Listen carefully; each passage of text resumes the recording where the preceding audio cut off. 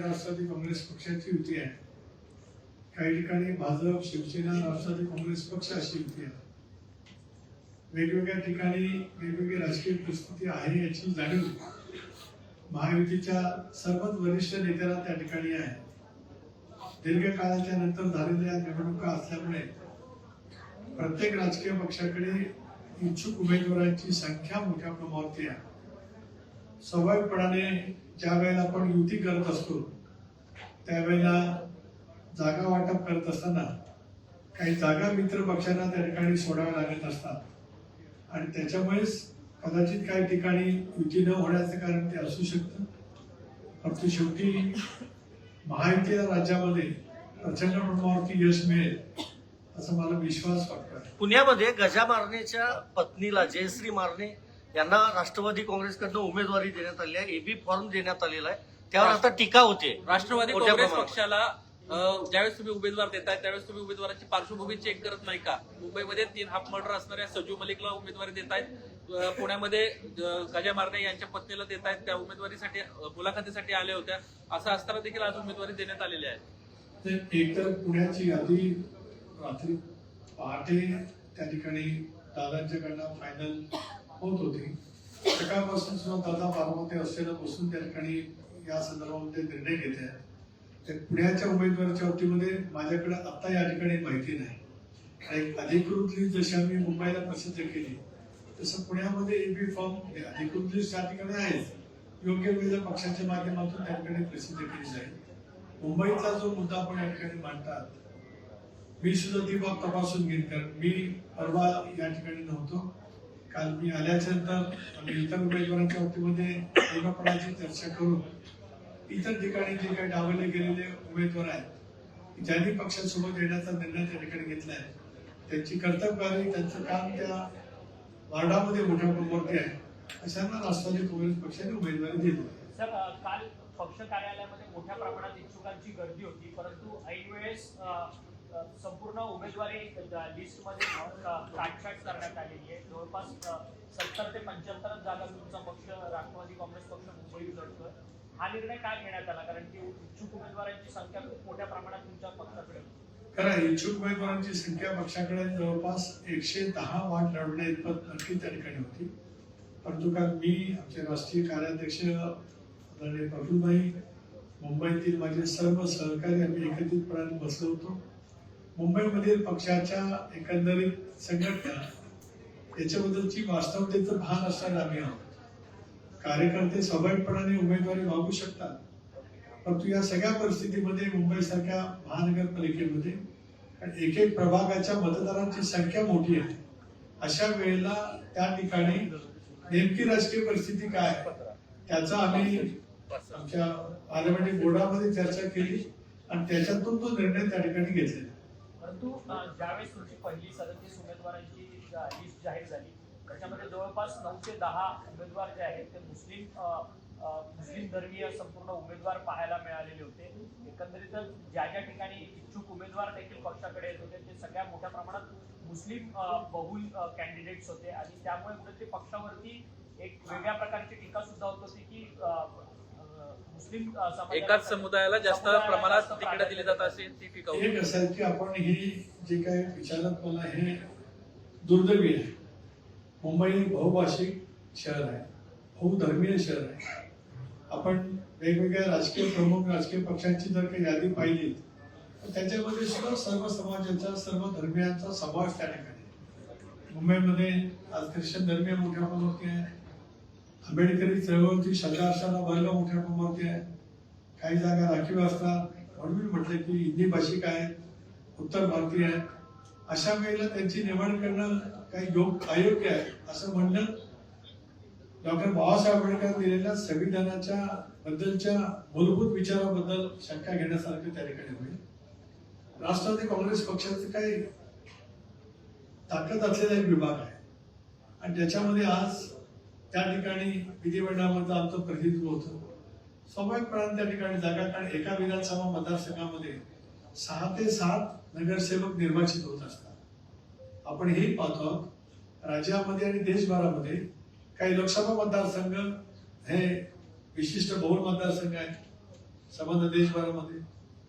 राज्यामध्ये सुद्धा तशा पद्धतीची एक भौगोलिक रचना आहे आणि त्याच्यामुळे त्याच्या अनुषंगाने सगळेच राजकीय पक्ष निर्णय घेत असतात. त्यामुळे माझ्या पक्षावरती असा आरोप होत असेल तर तो अनाठ आहे एवढंच मला सांगायचं. साहेब, पुणे आणि पिंपरीमध्ये ज्यावेळेस तुमची चर्चा ही शरद पवार राष्ट्रवादी काँग्रेस पार्टी सोबत सुरू होती, तुमच्या पार्टीची का भूमिका होती की सगळीकडे घड्याळाचं चिन्ह असावं आणि त्या मागची भूमिका काय होती, आणि जर ते होत नव्हतं म्हणूनच चर्चा इतके दिवस लांबली का?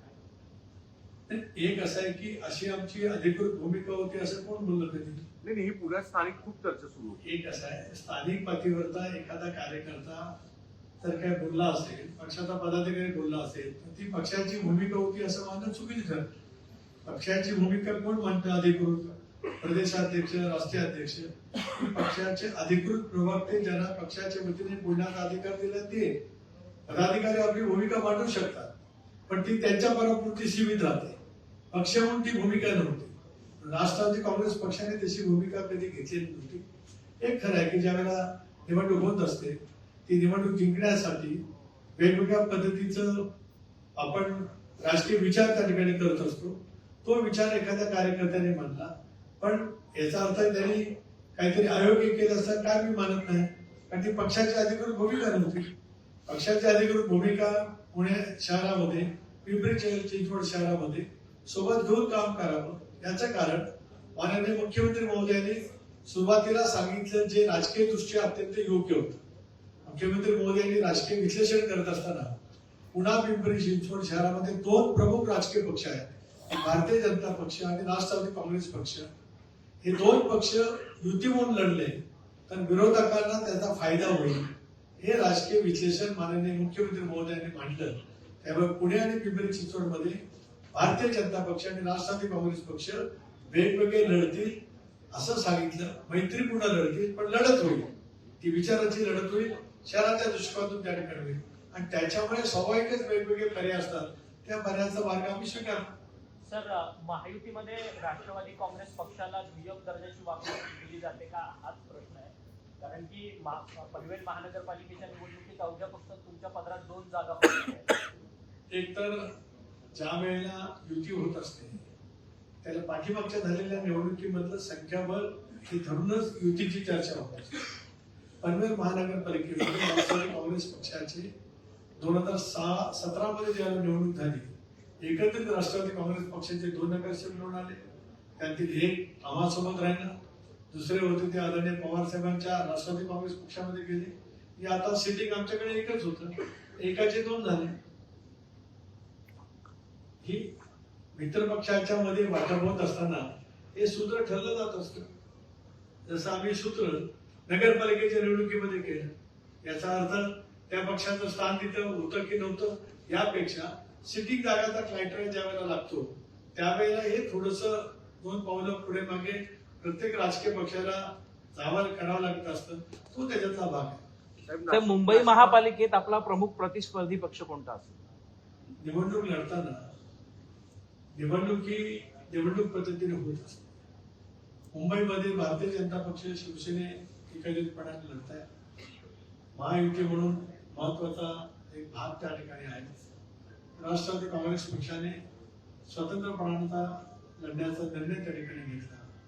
आता आपण हे बघू शकतो की राष्ट्रवादी काँग्रेस पक्षाने आम्ही ज्या वेळेला इंडियामध्ये सहभागी होण्याचा निर्णय घेतला तर आदरणीय पवार साहेबांच्या सोबत राहिलेल्या नगरसेवकांची संख्या अधिक होती, आमच्या सोबत आलेल्याची संख्या ही कमी होती आणि त्याच्यामुळे महायुतीच्या जागा वाटपांच्या मध्ये आम्ही त्या ठिकाणी योग्य पद्धतीने बसू शकलो नव्हतो आणि त्याच्यामुळे ज्या ठिकाणावर आम्ही लढतो आहोत तिथे यशस्वी होण्यासाठी आम्ही लढतो आहोत. साहेब, नाशिक मध्ये काय झालं? नाशिक महापालिकेत काय झालं? नाशिक महापालिकेमध्ये मध्यरात्री माझ्याजवळ जी चर्चा झाली त्याप्रमाणे झिरवाल साहेब, संजय भुजबळ आणि शिवसेनेचे प्रमुख नेते यांनी एकत्रितपणाने नाशिक महापालिकेमध्ये युती घोषित केलेली आहे. भविष्यात शरद पवार पक्षाची काही आहे का? परत एकत्र होण्याचे कितपत चिन्ह आहेत? 2 भाग आहेत. एक तर स्थानिक स्वराज्य संस्थांच्या निवडणुका हा एक भाग. राज्याच्या नुकत्याच झालेल्या नगरपालिकेच्या निवडणुकीमध्ये आपण पाहिलं राज्यभरामध्ये तर वेगवेगळ्या ठिकाणी वेगवेगळ्या युती त्या ठिकाणी झाल्या.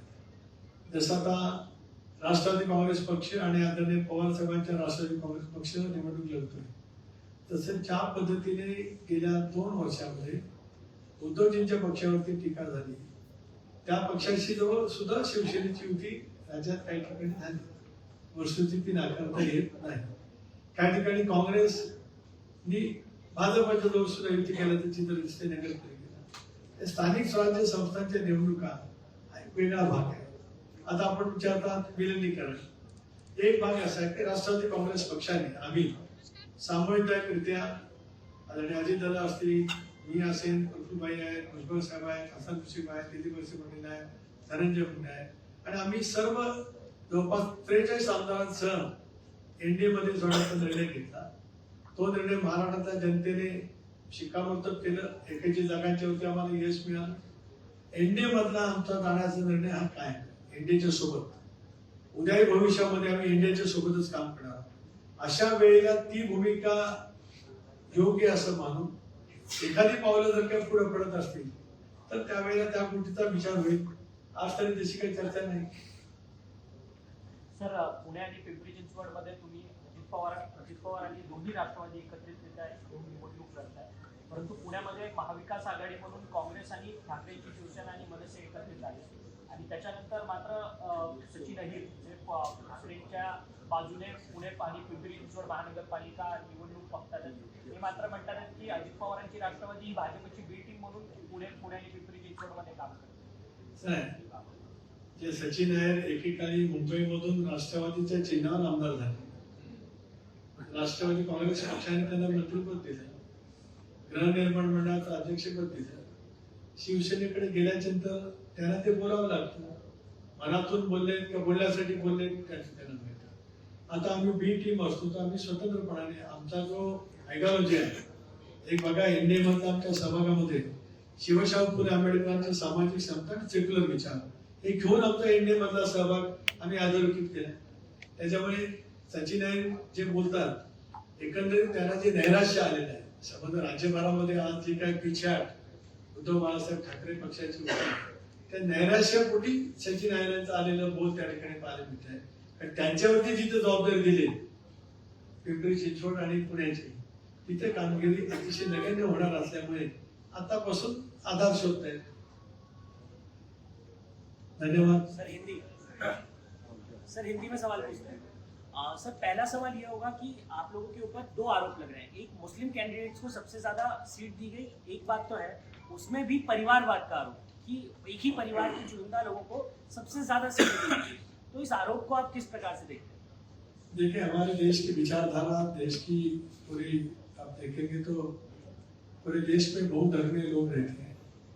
सेकुलर विचारधारा संविधान में डॉक्टर बाबा साहब अम्बेडकर ने लिखित हुई संविधान में देश सेकुलर विचारधारा लेकर चलने वाला है, ऐसा उसमें लिखित है।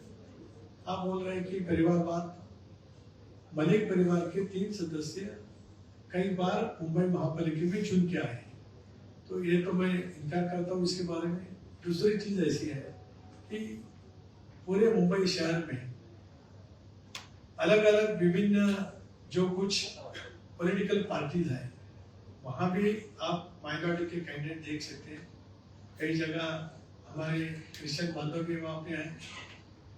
इसके लिए मैं ये इनकार करता हूँ कि कोई एक खास समाज को हम टिकट देते ऐसे नहीं। जहाँ पे राष्ट्रवादी कांग्रेस पार्टी की वोट बैंक है, ताकत है, उधर हम वो कंसिडर करते हैं। हर पार्टी वैसा करते हैं।